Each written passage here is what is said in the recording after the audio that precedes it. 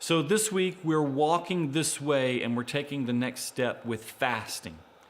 Now, in a land that's covered with golden arches and shrines to pizza temples and golden fried chicken and any variety that you could wish for it, fasting seems kind of out of date, doesn't it? But actually, it's not out of date at all. Maybe the practice is out of date, but Jesus' command never went out of date.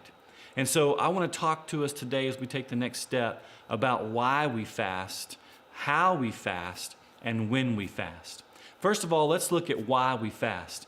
The easiest and most obvious answer is because Jesus commanded it. In Matthew chapter 6, when he's preaching on fasting, he begins by saying, "And when you fast."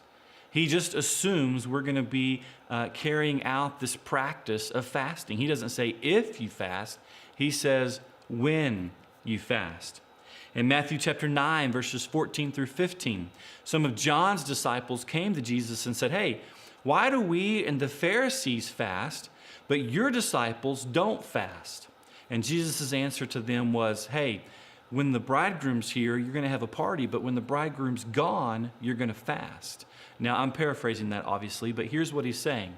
Right now, my disciples have me, but one day they won't have me, and on that day, they will fast. In that time, they will fast. And certainly, you and I know that we are in that time. And so Jesus commands us to fast. So very simply, we fast because Jesus commands us to. But not only because he commanded us to, but because he modeled it. Before his teaching in Matthew chapter 6 on fasting, Jesus himself fasted, we're told, for 40 days and nights while he was in the wilderness where he was tempted by Satan.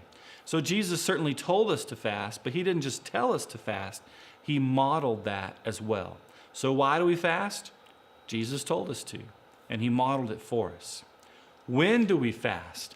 Now this one's a little bit more intriguing because as we look through fasting in the Old Testament and in the New Testament, most often we find that the reason for fasting was to desire a breakthrough in the spiritual realm. So if you're looking for a breakthrough with God, if you're looking for a breakthrough in your journey with God, if you're looking for something to happen that you've been wanting or wishing or praying for, then you might be called to a fast. God may be calling you to fast. In fact, in Acts chapter 13, verses 1 through 3, we read this. Let me just read it to you. It says, "Now there were in the church at Antioch prophets and teachers. And while they were worshiping the Lord and fasting, the Holy Spirit said," did you catch that? While they were fasting, the Holy Spirit spoke to them and said, "Set apart for me Barnabas and Saul for the work to which I have called them." Then after fasting and praying, they laid hands on them and set them apart.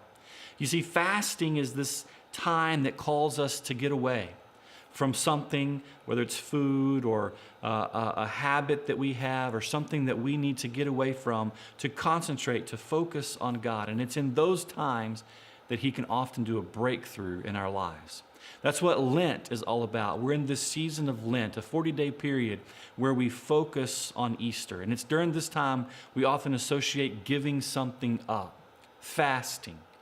And the whole point of that is to draw us into a deeper connection with God. If we're giving up chocolate, it's not just to lose weight or to say that we did it at the end of 40 days. But every time we have a craving for chocolate, it points us to connect with God, to connect with Jesus. And in doing that, God can do incredible breakthroughs in our life. So how do we fast? Well, listen, I could sit here today and I could talk to you about a lot of different fasts in the Bible. There's examples in the Bible about fasting.